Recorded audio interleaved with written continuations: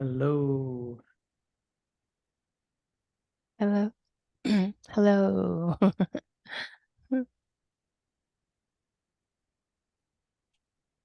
Mm.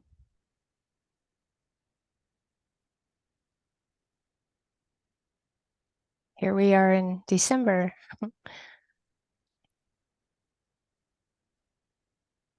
Sure happened fast. Mm, Good to see you all. Mm.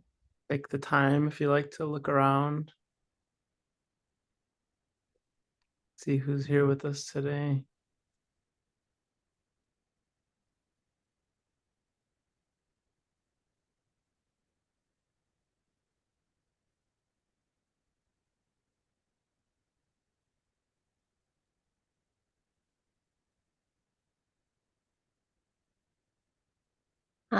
Good to see you.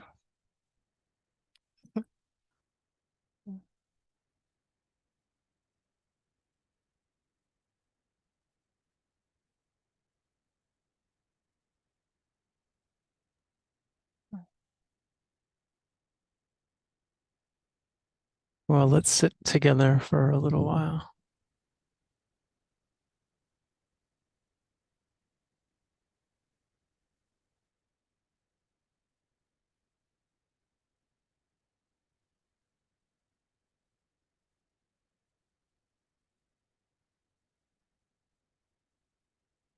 Finding a comfortable posture that feels relatively stable for a little while.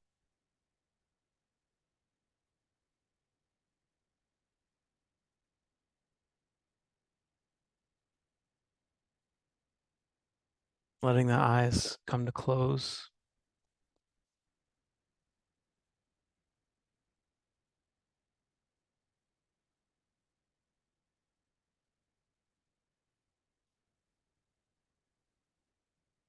Noticing this inclination towards stillness in the body.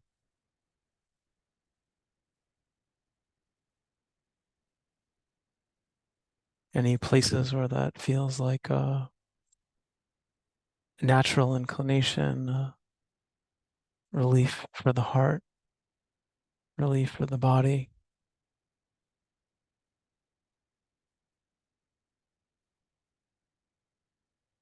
Any places where there might feel like there's resistance, restlessness, agitation.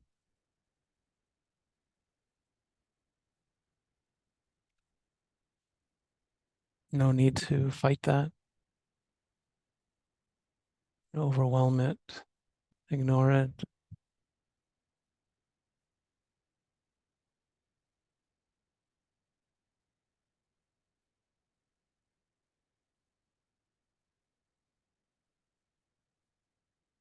We can be interested in the things that we might feel are obstacles to our quietude, concentration, mindfulness.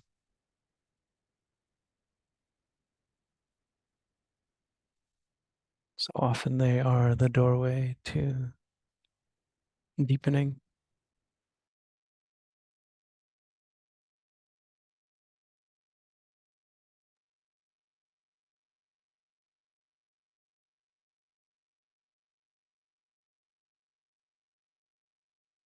If there's relief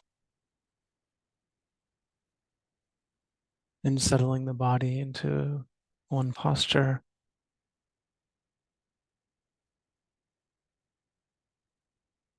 just noticing, is that relief a physical experience or a mental, emotional one?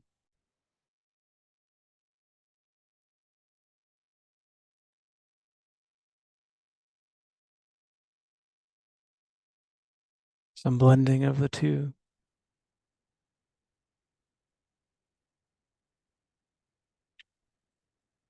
if there's restlessness, energy,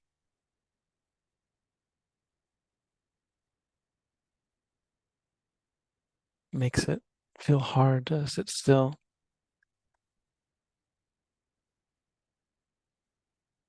And those physical experiences, mental, emotional ones,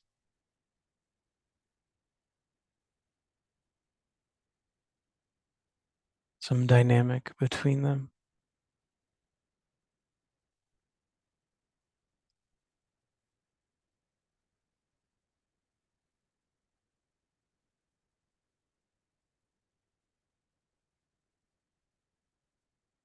Our exploration doesn't need to be outside of this, beyond,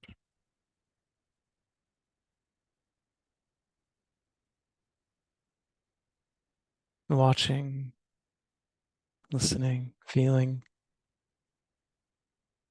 observing,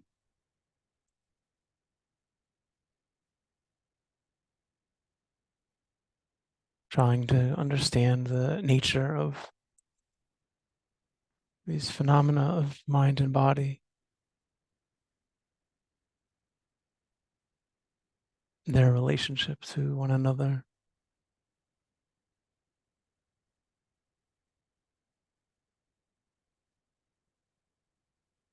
understanding this unfolding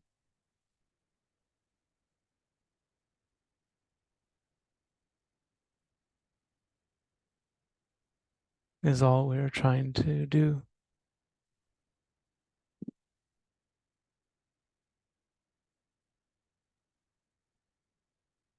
And so we are sensitive to the field of physicality, all of the range of bodily sensations.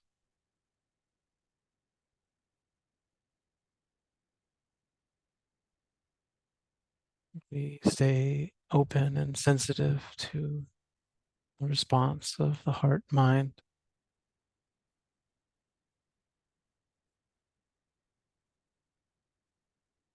pleasant or unpleasant feeling tone of every physical experience, the liking or disliking in the heart mind, the naming, notioning, imagining resulting from that,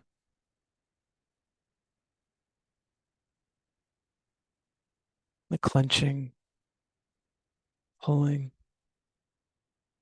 contracting, or releasing in relationship to the body.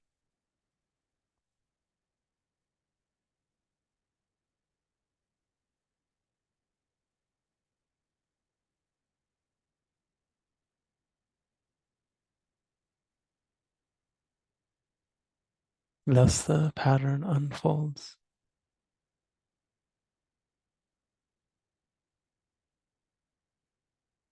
Not trying to manipulate or manage, tinker, adjust,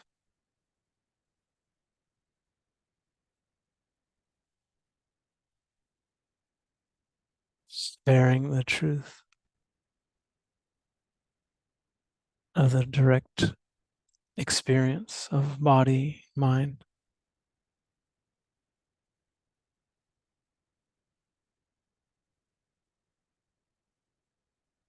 be it joyful or painful.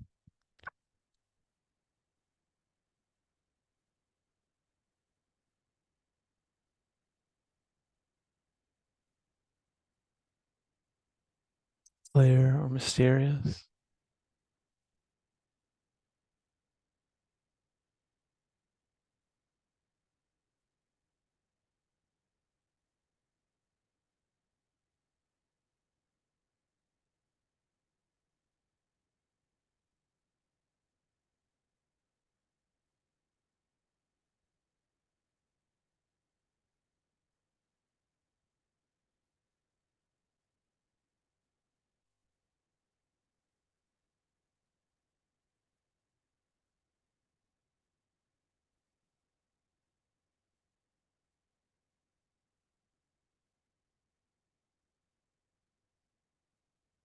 Of course, the mind wanders.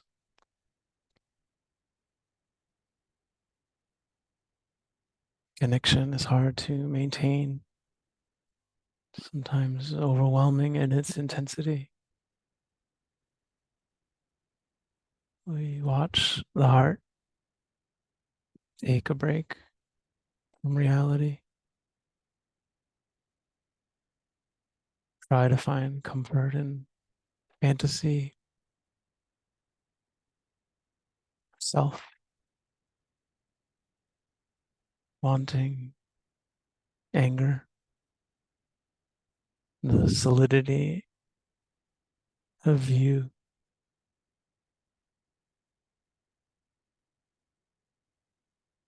Watch the pain of that, the brittleness,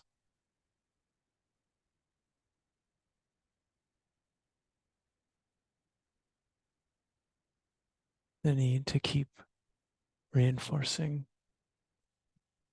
after each moment of collapse.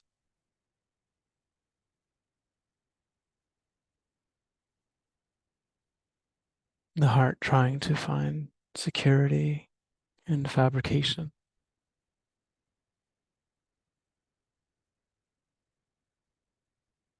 illusion.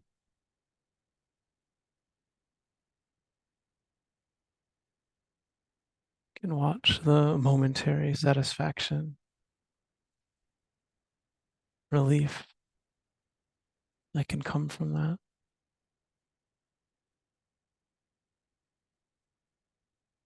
But if we stay with it, we watch the breaking apart of those rafts,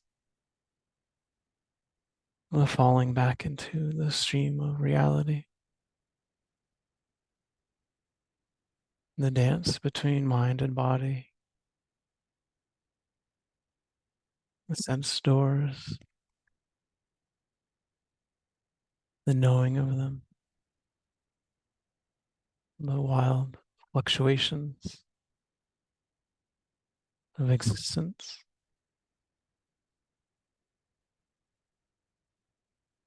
Slowly, the mind, heart finds sanctuary in the truth, not clinging, not rejecting, not ignoring,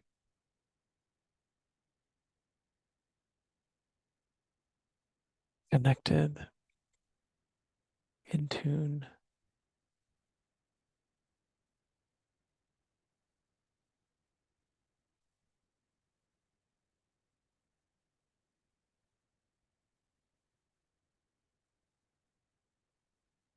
finding the deepest freedom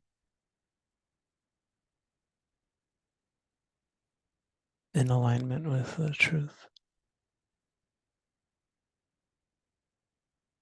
fluid, changing, flexible, clear, strong, confident, humble,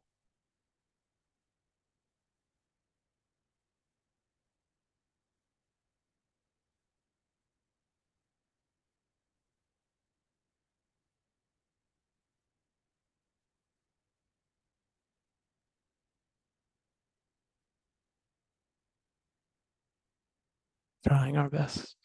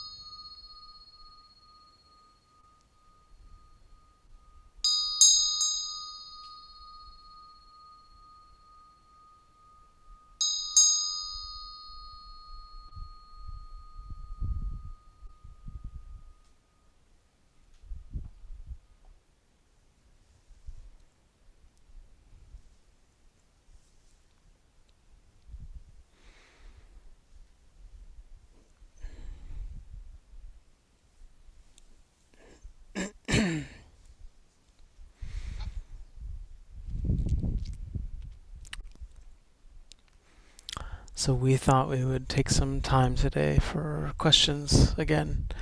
If anybody has any about your practice that we might be able to help with. Just a reminder that if you have a question, the easiest way for us to see is if you click on the bottom of your Zoom screen, there's a reactions button and a raise hand option. That way we'll know you've got a question. We can call on you. If that isn't working on your computer, you can just type in the chat that you have a question and we'll call on you, or flail around. We'll notice. We'll try to notice.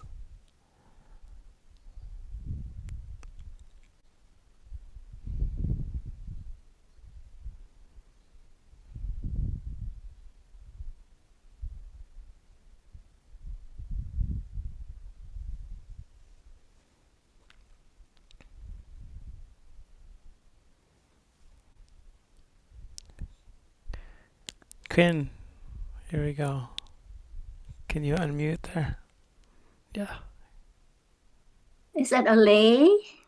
Yeah, Michelle made me a lei for coming home. Oh, I can't really. I didn't get any lay when I came back. I know, very lucky. You have to move to the Big Island. She's taking classes, so she's learning how to do. Pretty cool, huh? Beautiful. So I went to a 1-month retreat in San Jose, and it was pretty miserable for the first 3 weeks. And by the 4th week, all of a sudden I said, oh, that's how it's supposed to be. And so the mind felt, of course it's impermanent. Of course it's dukkha. Of course it's not me, not mine. It's so obvious. So I'm just wondering, how did the mind come to that point? Why is it so obvious? Well, you tell us. How did it happen? I mean, you must have noticed. Did you just wake up one morning and it felt different? Well, every morning I woke up and I was full of energy, and then by the end of the day I was exhausted and I wanted to go home. Every day I wanted to go home. Every day I wanted to go home. I can't do this. I can't do this. But I kept noting. I just kept noting, and everything just arise and pass away, arise and pass away. And then I was walking and I was just like lifting and pausing and lifting, and all of a sudden it's like, oh, everything just goes away. Of course it's unreliable. How can I rely on something that's not permanent? So I'm just wondering, how's that coming along? Is there any explanation for it? There is. It's like that's from what I understood from listening to U Pandita, because he was very precise at his explanations, and this would be my particular way of translating what I feel like he was saying. And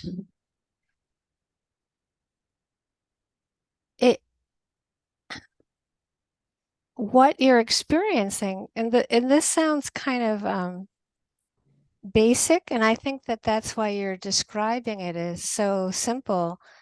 How could how can it be that it's that simple? But it's like what the awareness has understanding in it. So like when people teach mindfulness, what they're often forgetting to include is that the awareness, the attention actually can get drenched with understanding. So what you're describing is that the awareness had understanding in it, which is insight, right? So you can have a lot of awareness and you can feel like you're very present, and that's great. So it's not to knock that. It's just that the appearance of the insight is based on continue, like some continuity of mindfulness, not just concentration, right? So there was enough continuity that it became that, they call it apparent. It becomes that the insight becomes that apparent. So we can have insight into anicca, but that sounds like it packed a pretty powerful punch, even though in a way it was very sublime. It was very sublime, but it's very complete. So like a moment of nibbana is a moment of complete total understanding, right? It's like it's really interesting, right? It's this utter total, you're totally there and there's total comprehension, right? Yes. Yes. So that there is a way to explain that. It comes from not going home.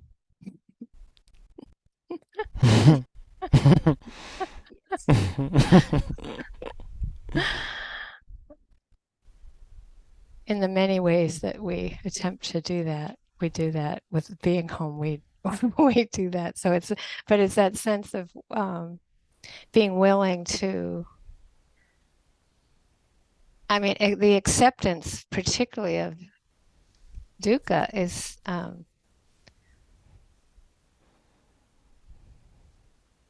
there's always a place in our there's usually a place in our mind that wants the way out, like that wants the pleasant to bail us out, right? Yeah. And so by staying long enough, you allowed that escape to not happen to the point where you were blocking the insight. So it's another way to say this, and I think it's a very interesting way to reflect on it, is particularly with dukkha, the unreliability of experience, is that I think that we can often have aversion to the insight. And so that is very right. And that, like, you were probably having plenty of aversion to that insight. Oh yeah. Yeah. My previous retreats were always like blissful and joyous. And so this time it's like I kept asking myself every day, where's the bliss? Where's the bliss? Why all this misery? Until like, and then I finally felt that this has to happen. I don't have any other explanation. It's just that I felt it has to be this way. Mm-hmm. Right, and that's the equanimity. So the aversion to the insight, it doesn't mean that you're minimizing the insight, and that's what's so important. What happens is a lot of us miss the aversion to it, and then it's not that we don't have a sense of the unreliability. It's just that we block it being a completion, and we don't accept it, right? We miss that. We miss the equanimity, which is the complete acceptance of it. Okay. Yeah. So that it's like it actually requires, again, you're asking good questions, and I think that ultimately, and I'm sure Jesse has more to say, it's like that it requires equanimity to that it's the equanimity that accepts the insight. Yeah. And then the no way out,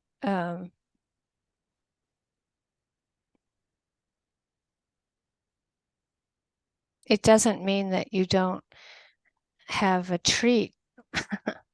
Like maybe they gave a dessert at lunch or something, that it doesn't mean that can't happen, but it's more the sense of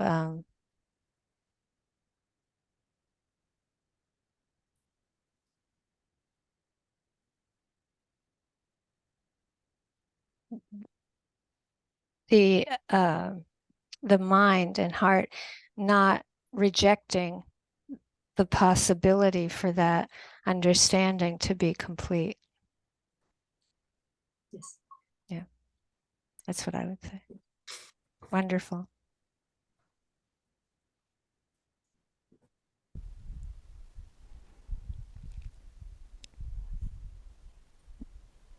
I think I just add the why does it happen at any given point? I mean, you can explain how insight happens based on going through stuff, but there is a mystery about at that point in the retreat, at this point in your life, at this point in your practice, why why now? It's it's good that there's still something mysterious about that. It's not predictable, except for there is this sense of like you know it takes going through experience over and over and over and over and over again so that we learn to go through it in a particular way, and that at time it kind of just clicks in, and that's the simplicity of that is confusing, as you're saying. It's like it just seems so obvious when it's obvious, but until then it's not, and it's suffering. I mean, I think there's something cool about how it's not true always, but sometimes there is a sense that if you something about maybe earlier practice, for whatever reason, for many people is often there's more excitement, there's more sometimes pleasant experiences, more blissful things, and it's like if you didn't have those, it would be harder to stick with it at some point or feel like there's something valuable in it. But that even if that does happen, if it's not true for many of us, but for many people it is, then you still have to go through long periods of doldrums and dryness and hardship. That like it can't always be like that, and that often we do find that it is the ability to go through hardship with these particular qualities of mind that it gets us deeper.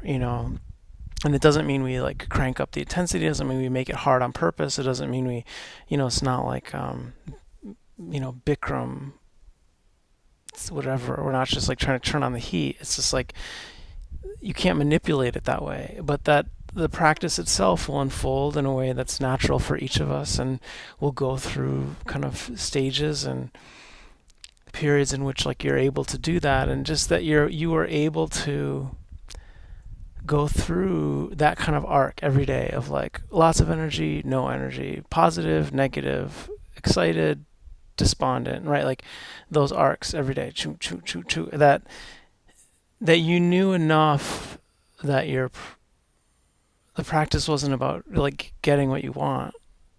It's you just there's enough of a part of you is just like you just keep showing up for it, because that crankiness or that expectation or that clinging to a certain kind of experience or expectation is not really freedom, and that you're willing to go through that over and over again, and that at some point the heart is just ripe for that, and I do feel like there's that piece of like, on one hand it takes some discipline and determination to go through every day, something like that.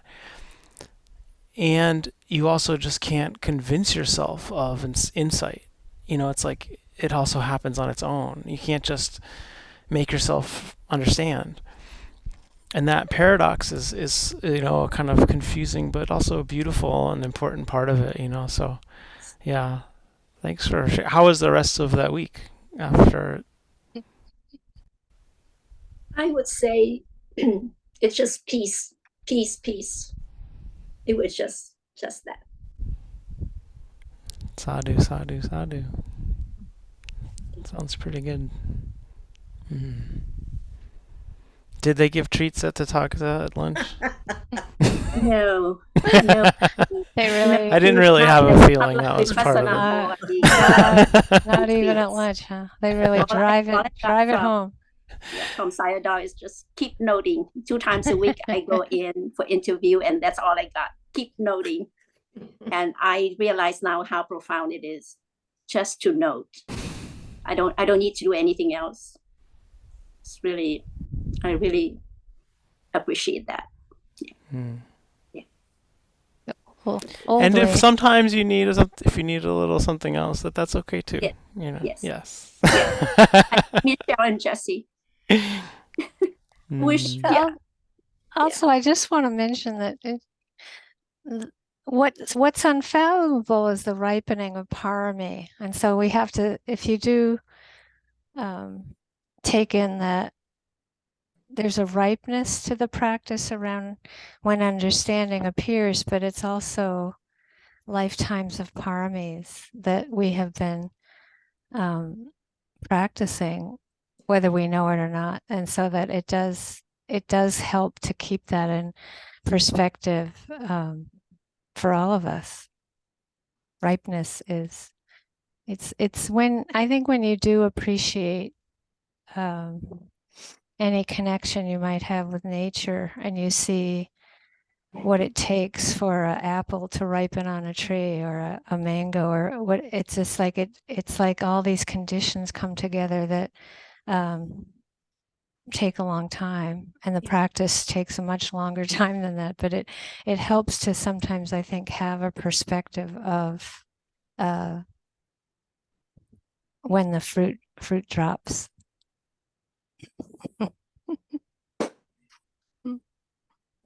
you.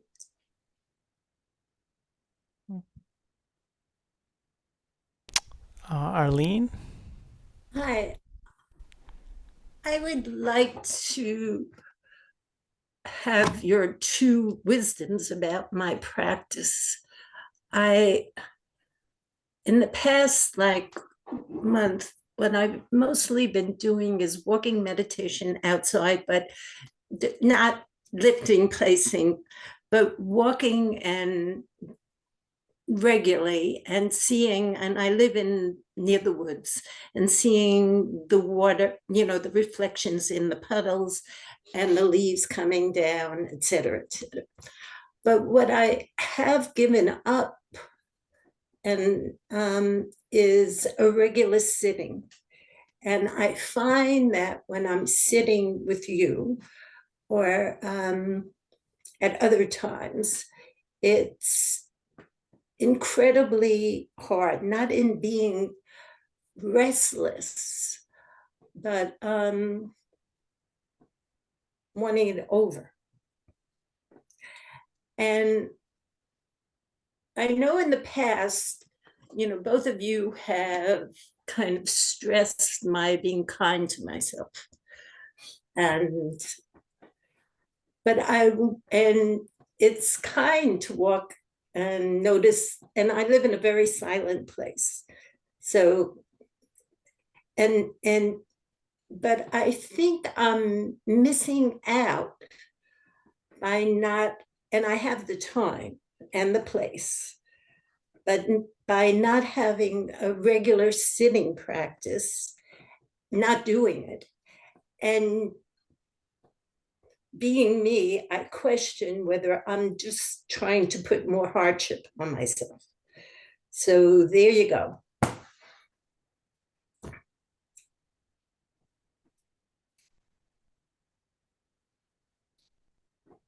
You Yeah. want to yes. I mean, I can. Michelle, do you want to start, or do you? No, go ahead, and Yeah. I mean, I think we'll both have things to say. I mean,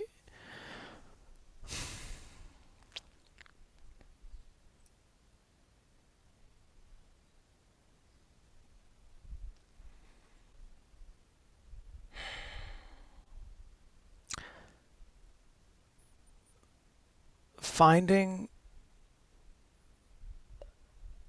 like a wholesome attunement to any action is more important than the abstract truth of that action, right? So like, it's like, is it abstractly better to sit or to walk or whatever? It's just like, that is less important than the question of like, can you find a way to do a step or a sitting or brushing your teeth that is in alignment with caring for yourself and holding yourself capable of liberation, right? And there are these, there's this spectrum of mental qualities that are considered wholesome and beautiful. There's many of them, and so it's not like every moment needs to fulfill every single one of them, but we do need to be careful about the degree to which they are fulfilling unwholesome, motivating forces, right, in our minds. If we're being impelled through self-hatred or anger or what have you. So there's like an appropriate question of like carefulness with any action, whether it's something you call your meditation practice or cleaning the dishes.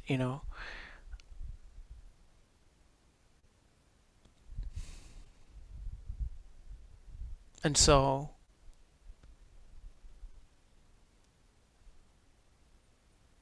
kindness is one aspect of like these beautiful factors that are important, to not lose track of and to cultivate. And any of us might have certain ones that are like maybe less developed in us that we need to pay special attention to, and recognize that we might have a blind spot toward and things like that.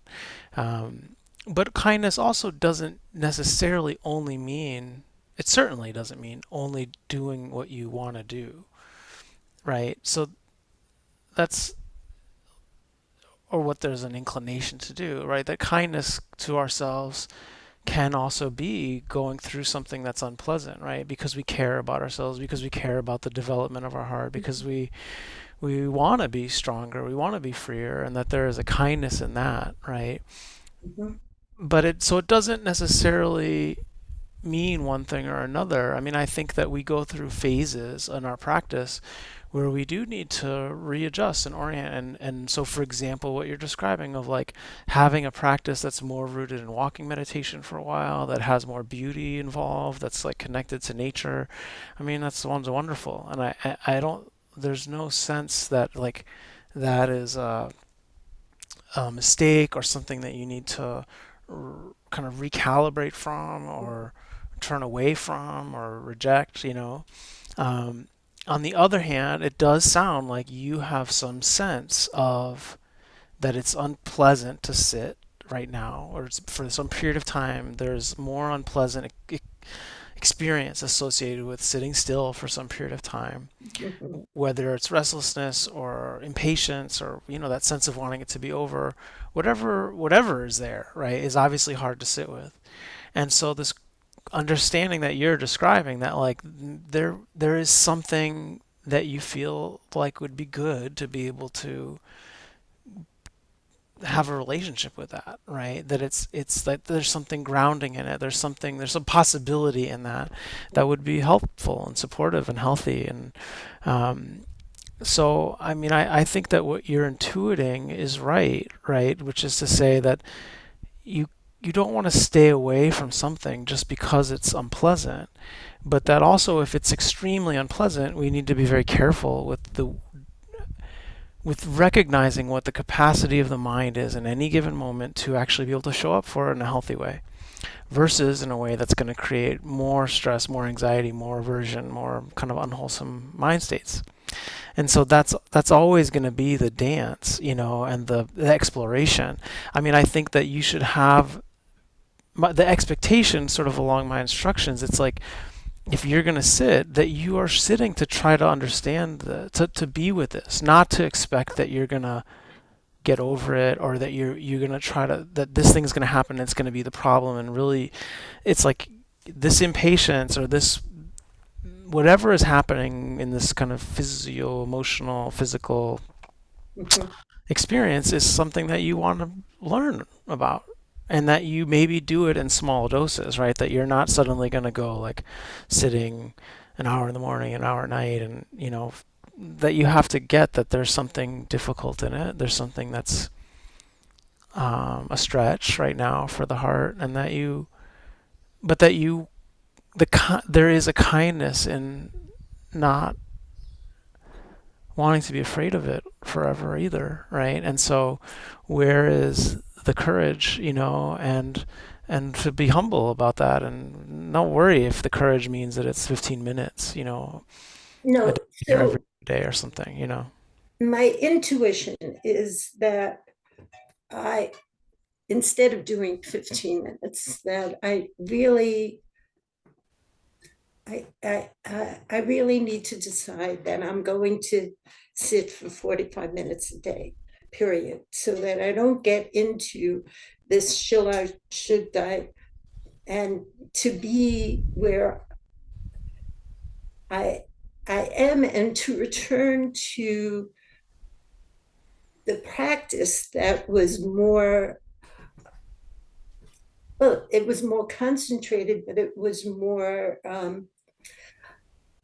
now here it's like I saw myself as a meditator. Let's forget that. I don't want to make it Yeah. I am this, where I can go into, at one moment during the meditation, I said, is this doubt? And I'm not somebody who really has has even noticed that I have doubt around a 30-year meditation practice. And it doesn't, but then I kind of pulled myself back and said, oh, you're not going to get into a whole little discussion about whether, and it's, so I think that the right thing to do is to just do it, period, for 45 minutes a day. And however it is, it is. I mean, and I guess It'd be hard for us to argue with that. And I think it's worth trying. Yeah. I mean, I want to be careful though. This idea of like you're gonna get back to some practice, it's like that's gone. Whatever version of yourself or your practice that is like from however many years ago or 5 minutes ago, it's like it's gone. And that's not like. But if you feel that like getting a little more structure, that's like significant and substantial would be supportive. Great. And we're always careful about like setting ourselves up to fail, and that's I think the only concern. It's just like that. I think it sounds totally doable and totally reasonable, and there might be such conditions under which it would be really hard, and that you just don't feel bad about it if it doesn't work out. That's all I would say. It's just like great, go. I totally understand the sense of like no, just create the time and block it in and structure it. I mean, I do think of like that the structure is helpful rather than the kind of like having to decide every day should I or shouldn't I or da, da, da. It's like you set a time every day where you do it and you just sit. It's great, you know. And we all go through ups and downs in terms of the coherence and consistency in our practice. So, you know, I don't want to plant more seeds of doubt, but it's more just like you're flexible to what your system needs, and maybe that you do it in a way and conditions that are also, if what's been working for you in the walking meditation, being outdoors, I know it must be a little chilly out there at this point, but like maybe that's okay. Maybe you bundle up enough and it's like actually nice to be outside and that you can sit outside even though it's winter. Is there enough kind of beautiful stimulation of bird sounds or whatever, the wind that feels like, okay, this makes it more manageable than feeling like you're in an enclosed environment that feels maybe more suffocating? It's just one idea. Yeah. Michelle? Chickadees. There's probably some chickadees. squirrels. um,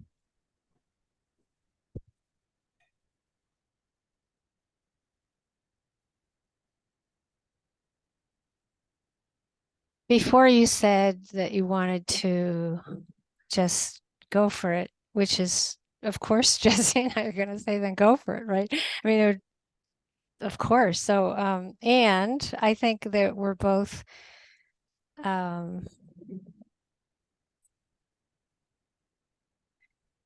Jesse said at the beginning, and I'm going to go somewhere with repeating it, which is,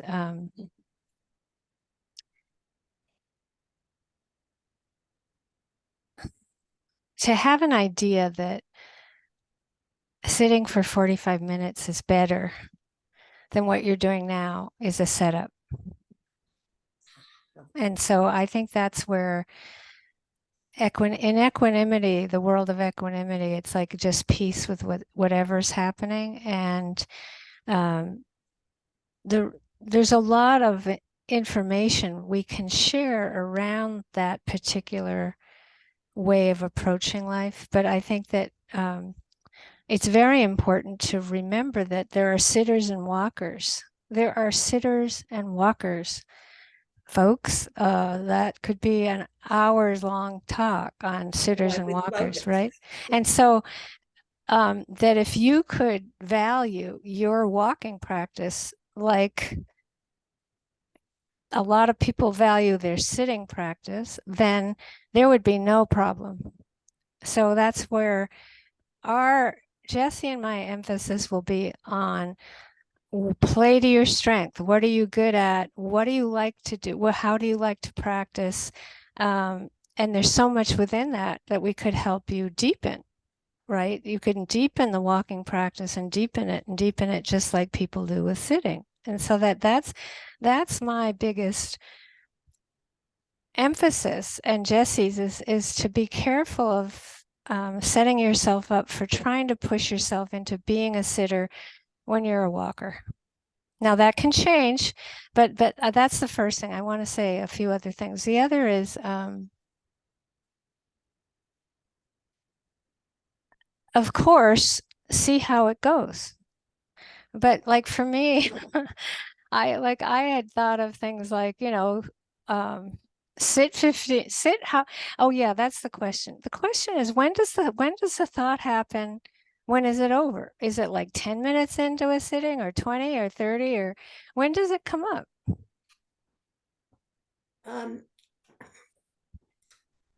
I think in my practice is following the breath through the nose and then kind of opening it up. And I think that at this time, where in the past, I was able to be concentrated, where I'm breathing, in and out. And I think I'm wanting, I feel I want to be, to have, I have more expectations when I'm sitting than when I'm walking. And when I'm walking without, anything, and I deliberately leave everything. And so, but also, it's so cool when this happens. but it's also something to look at, that by sitting and and breathing and then looking at my expectations, there is a way that I am more aware of my judgments or my wanting or certain, because it is not as pleasant, sitting. So I wonder if, if I guess I want to get somewhere, which is really interesting because for 30 years, everybody says they're going to go to, get to nirvana or anything. And I've never thought, that, and all of a sudden I have this sense of, wanting to progress. And I never had that expectation on myself at all, because I just felt like, forget about it, or it's not. And so actually, and maybe I'm crazy, interrupt me, I think that wanting the sitting is, there's the wanting to get somewhere, in my practice, or, to be a meditator with a capital M.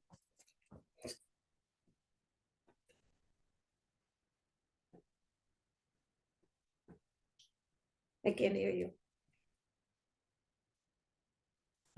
Hi, sorry, just Michelle somehow she lost her connection. So, Okay. yeah. And I don't want to No, take much. yeah, I mean that.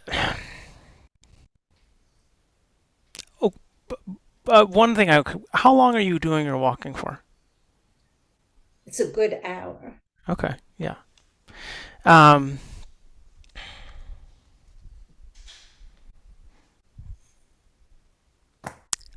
I think you're pointing at something really like amazing and fascinating about like and complicated about spiritual ambition, right? This sense of like, oh, you actually are having something happen where you're like, oh, you feel capable, right? You feel possible, like there's a possibility of something you never maybe gave yourself credit for, or um,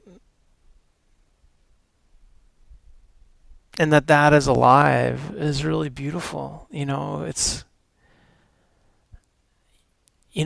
We're always gonna encourage the enthusiasm around anyone's like that anyone feels like, oh, actually I want to get free, and wanting to like realizing they want that. So I think that like there is something that's so beautiful about that. And then you also have to get that there is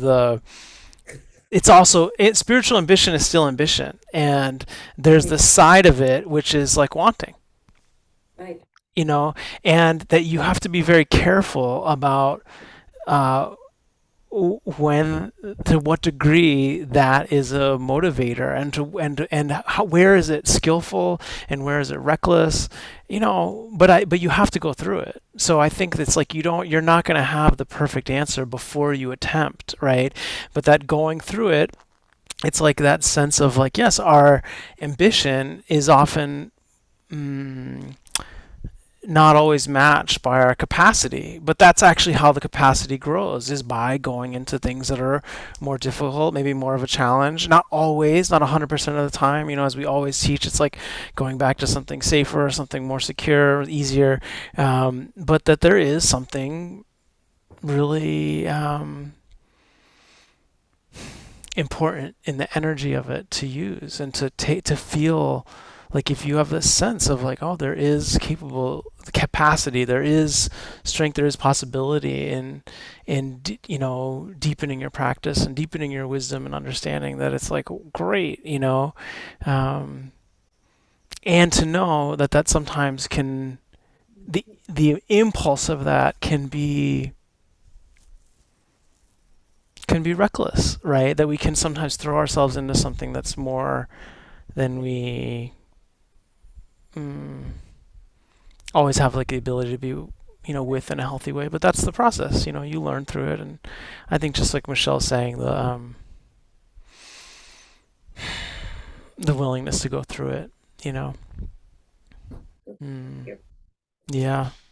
Um, I'm gonna make sure she can get back on. Hold on one second.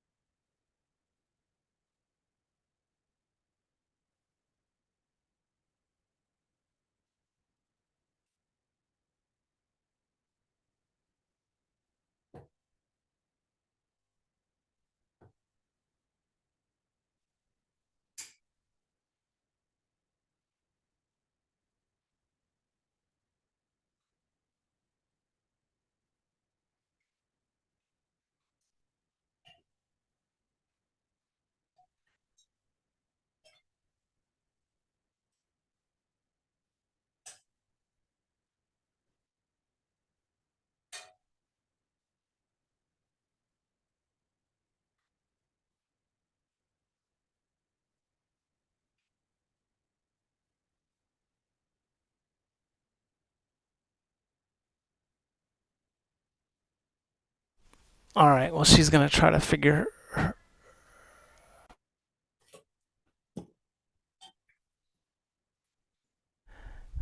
Hold on a second.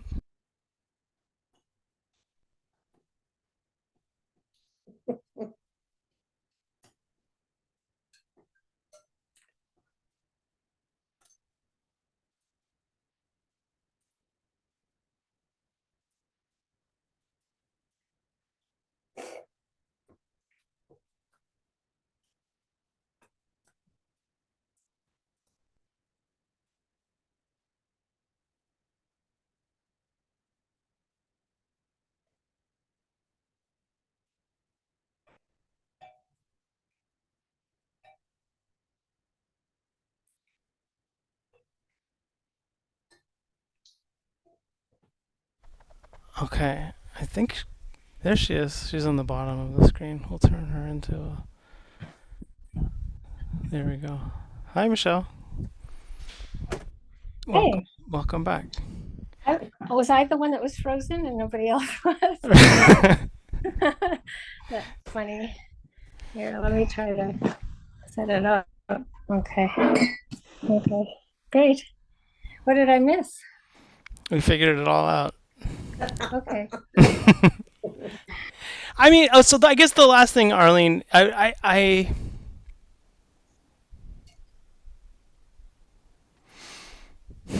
do just want to say, and this is, it's like we work with everyone in their practice, like, differently and over time, but just a reminder that we never suggest going to your breath at the nose.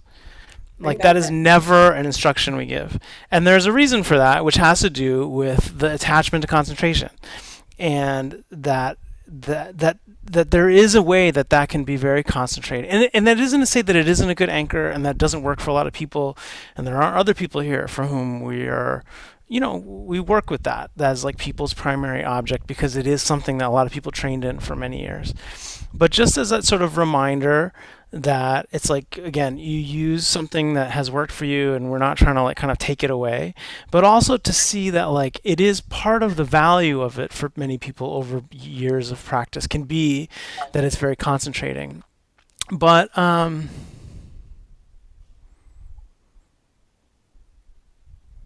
it often doesn't allow us to have a more mature relationship with the other parts of our experience, like the discomfort of our bodies or the discomfort of the mind, and that there's ways in which the concentration can override the insight ability, right? Override the mindfulness, and it's something that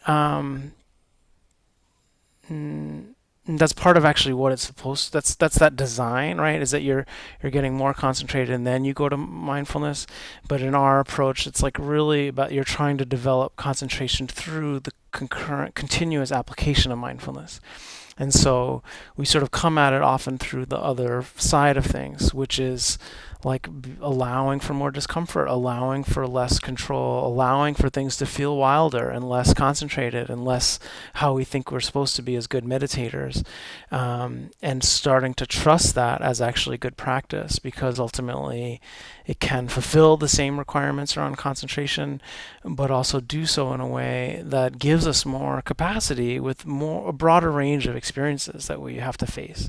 And that's exactly why Mahasi kind of developed this other, anchoring more in the abdomen, but also why we have even a little bit more amplitude in terms of like what we consider appropriate anchors, right? So just like the whole body seated, or sounds, or the rising and falling of the abdomen at the with the breath. Not to say that this can't be it, or not to say that an itch on our shoulder can't be a reasonable primary field of attention at times, but there is a reason for that. So it might be something that you start to explore, that like while you're doing your seated practice, that maybe you actually move a little bit away from the way that you had done sitting for so many years, and start to feel like, what is the permission to allow things to be messier and less kind of under control, and that you have to be willing to go through some discomfort with that before it starts to feel like valid practice in terms of concentration and insight, but we feel 100% confidence in that approach, you know. Yeah. I have. Yeah, Michelle. Can you hear me okay? Am I unmuted? Okay. Yeah. There's a number of directions that can be gone at this point into, and I think one of them is if you've been practicing a long time, you're usually going to hit places in practice where you have to, as Jesse said, let go of the old way. And it's a kind of real going into the unknown. And it's very hard to see one's own feeling of progress in that. Often it'll feel like a free fall into just wanting to get back to how it used to be. And so I've seen people go through this over and over again, where this is not nothing, Arlene. It's like you get to this place where all the impulses are to try to recreate something from the past versus not to do anything when you're sitting there. Just it could be that you imagine being in a hospital bed. Honestly, think of it as your last 5 days that you're before you die and you're in a hospital bed. Like, I'm not saying that that's what's going to happen, but much more that it's a sense that after years of practice, we can get so attached to our routines. And, you know, like my body has just forced me to like, I'm like, you know, what it looks like looks 100% different than how I practiced before, 100%. And let me interrupt you. Yeah. I think what you're presenting to me, because I've always kind of not, you know, I don't know how I'm not the type that normally is drawn towards a meditation. I'm more the blah, blah, blah, blah, blah. And I think that I've always thought what is right is to squeeze this sense of myself. And I think what I like about the walking is it's all free and I'm there. And I'm going to interrupt. That is bad. I'm interrupting you because we have been trying to get you to do 6 sense door, moment to moment awareness for years. That we are teaching you to do that while the same thing you're doing walking while you're sitting. Yeah, thank you. And I don't want to, I think there may be more people that need to ask questions, but thank you. No, we're not going to, I have a couple more things to say, so we're going to keep going with it. But this, if we can get across that the kind of concentration that you do in Vipassana is not fixed. It's meant to be going all over the place. It's meant to go to a sound and a body sensation and a thought and an emotion. And it's like, it's the opposite of what you're trying to do when you sit down. So no wonder it's not working. Thank you. Yeah. And the other thing I want to say about it is that I think you having a structure, Jesse and I started maybe not going in that direction, but I still want to say that there are ways to do this. You could start with a 15-minute sit, go for a walk, and do another 15-minute sit. If you want 45 minutes, it doesn't have to be in a row.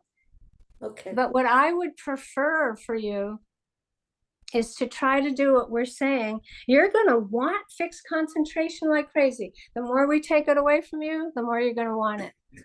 All of a sudden I'll become a meditator. No, it's just like, this is what we all want, because why? It's more pleasurable. Right. And so when you take it away, it's less pleasurable, but you're actually going to be able to rest in the wildness of it, which you prefer. Right. I do prefer. So there's a Heraclitus, the great Greek philosopher. He said, nature likes to rest. It rests by changing.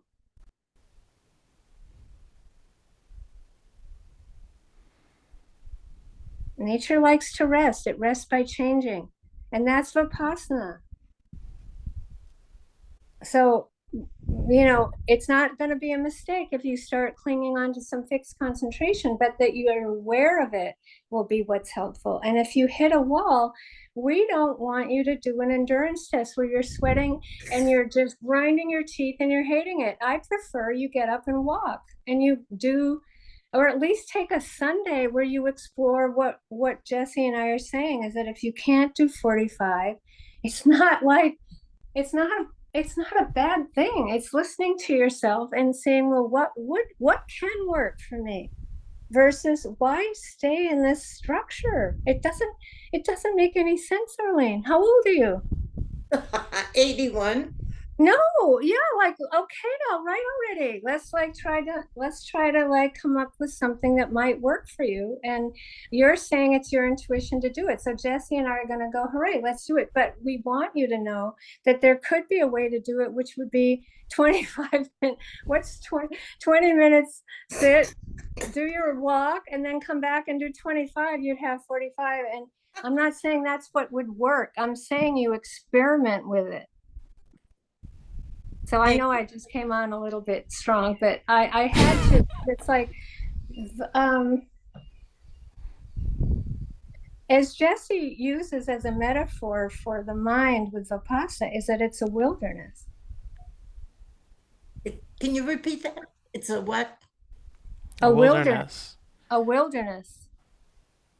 It just like you just set up like there's the sitting and then the blah blah blah, right?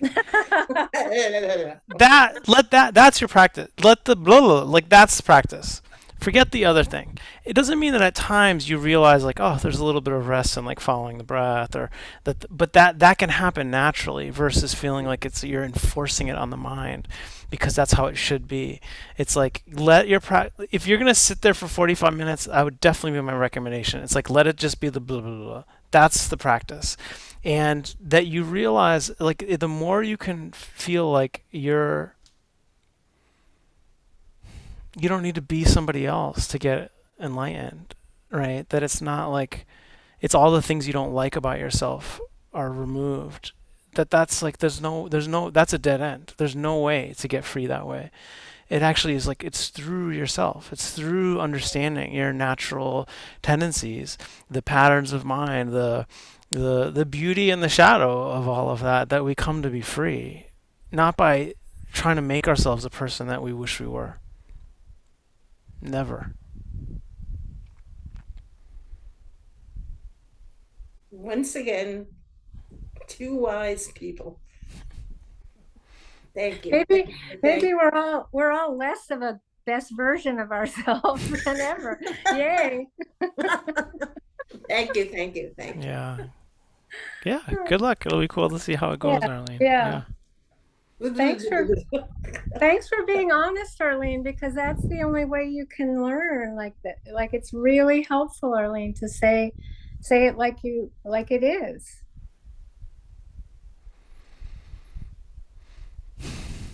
Quinn. Yeah.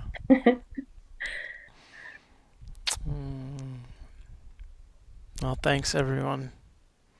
Really good to sit with you. Stay warm. Stay connected to your goodness.